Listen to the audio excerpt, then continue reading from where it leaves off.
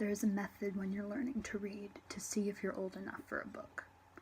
At the beginning, if the first page has more unfamiliar words than you can count on one hand, you're not prepared for this. And if it's 0, there's nothing to learn. 5 new things on 5 fingers.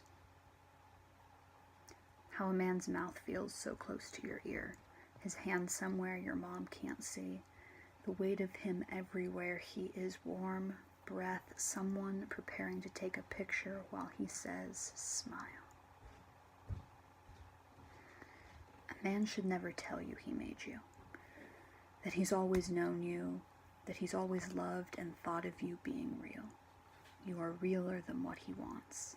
He shouldn't take pride in your hair, shouldn't shower praise by saying you look like someone he dreamt up. A man should never tell you that he wrote you into reality.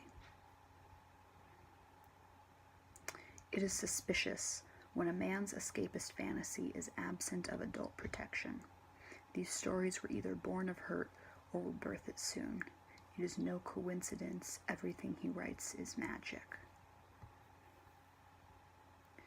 The 8 to 12 recommendation on the cover is not a rule, it's a marketing idea. The final book in this series jumps to put the characters at 18.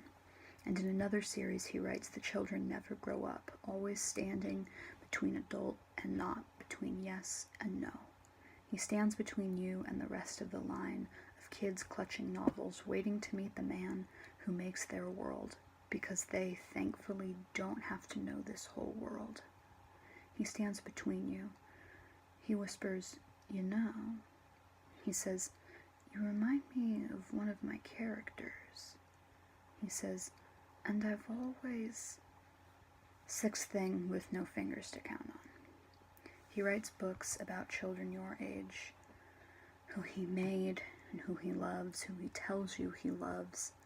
You should run from men who say these kind of things, because they are very, very good at writing the story and making it right.